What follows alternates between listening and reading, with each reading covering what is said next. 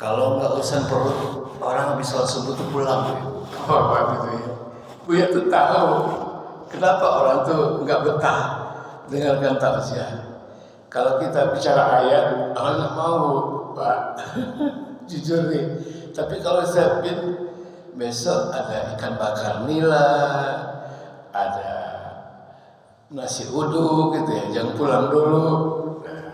Nanti cara seperti itu barangkali.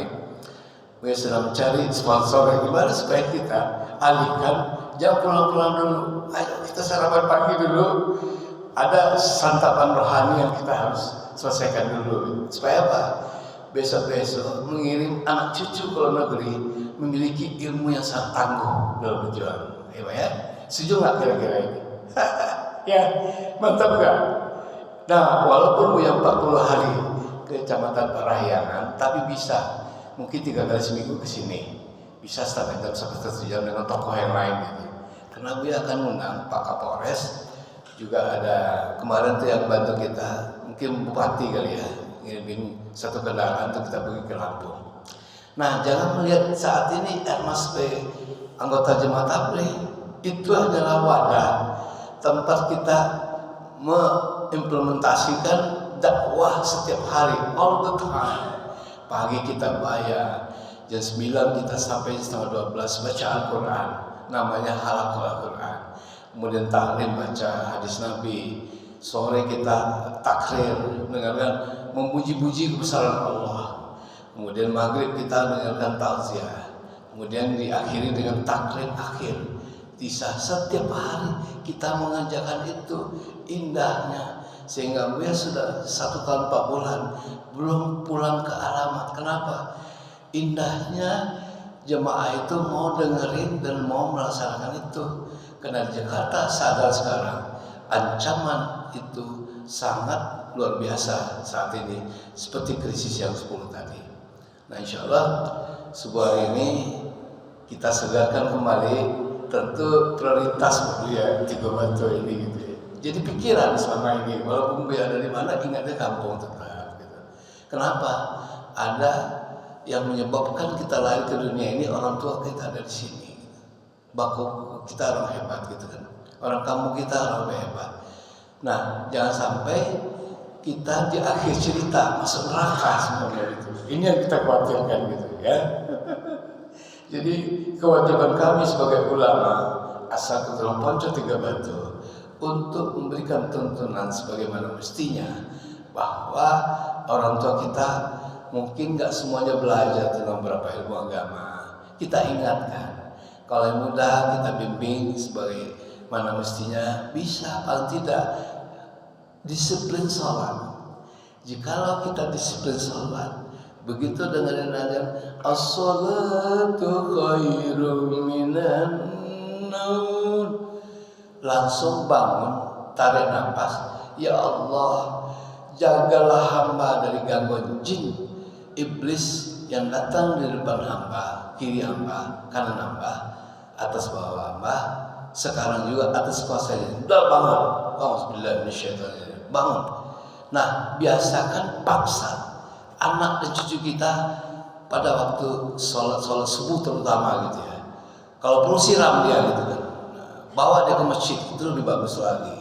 Nah, tentu ada tim yang nanti kita bentuk di masjid ini, ada tugas gitu ya. Besok kita seret adik, anak, cucu kita, ponakan kita ke masjid gitu kan. Nah, gitu ya.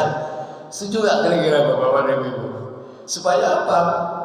Jangan sampai ibu yang 30 tahun mungkin beribadah, sholat 5 waktu ke masjid tuh bapak-bapak, tapi akhirnya masuk neraka.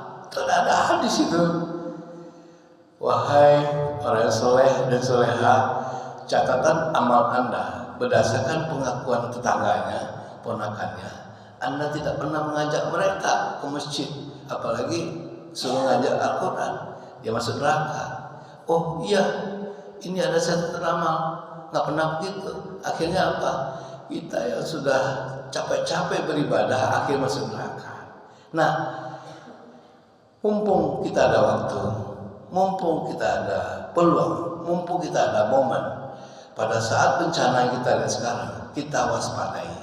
Satu. Kedua, waspadai ekonomi kita. Kemudian kita waspadai apanya, kesejahteraan, kemakmuran belum kita terwujudkan gitu. Nah, kita minta sama Allah. Nah, di majlis itulah, karena barang siapa yang sholat sungguh-sungguh, apa saja yang akan diminta dikabulkan. Siapa saja yang mau patuh kepada kedua orang tua, nenek kakeknya, dan kepada Allah apalagi, semua doa yang terkabul. Nah, kalau kita pun tidak bisa menjadi orang soleh dan soleha, didik anaknya, cucunya, ponakan, kakaknya menjadi orang yang soleh dan soleha, maka jaminnya 100% surga. Ya kan ya? Jadi wajib bagi kita mendidik anak-anak, cucu kita, adik kita menjadi orang soleh dan soleha. Ya, mudah-mudahan saudara Mbo, kakak, mama, teh, gitu kan, saudaraku sekalian, ini harus terus-terus diingatkan. Jangan ragu dengan Allah, jangan ragu dengan tuntunan Nabi, jangan ragu dengan ulama. Ikuti saja, pasti kita tidak akan tersesat. Yang kita hadapi adalah fisiknya manusia, di sana awas setiap hari, tahu kita wajahnya, tapi di balik hati saudara kita mengandung iblis yang mempengaruhi setiap hari. Kita tanpa kita sadari, sama tetangga kita nggak berbaikan, sama saudara kita tidak berbaikan. Nah, itu harus kita selesaikan dalam waktu sangat singkat ini. Bagaimana caranya supaya kita ini hidup betul-betul dengan hati kolbi yang baik, gitu ya. Semoga subuh ini kita semuanya insya Allah mendapat hidayah dan ditolong oleh Allah selama 24 jam dan dilindungi oleh Allah selama 24 jam, dan kita terus mendapat hidayah. Buya tidak akan sekali layar berkembang pantang surut, dan jangan ragu-ragu tiba-tiba nanti datang ke rumah Bapak Ibu untuk mengajak kita diskusi mungkin 5-10 menit. Setuju ya? Ini misi khusus gitu, bukan mission impossible, tapi adalah misi keagamaan, tuntunan bagaimana kita santun kepada Allah. Kalau kita sudah menikmati indahnya beribadah itu, kita bisa meneteskan air mata. Kenapa? Kebanggaan kita merasa Allah melindungi kita. Nanti bisa kita buktikan dengan cara kita, pertama, berikan ijazah surah Al-Fatihah. Rasakan sekarang bagaimana menikmati surah Al-Fatihah itu setiap saat. Indah, boleh coba nanti gitu. Kemudian bagaimana surah Al-Fatihah itu kita kirim kepada pasangan hidup kita, adik kita, anak kita, cucu kita, dia pun merasa damai dan ingat kita, dan rezeki kita pun ngalir. Apa yang kita butuhkan selesai, ya. Terima kasih sekali lagi. Semoga subuh tanggal 9 Desember ini kita jadikan Allah dan malaikatnya saksi bahwa bapak-bapak, ibu-ibu sekalian mendengarkan Buya Tausiah hari ini.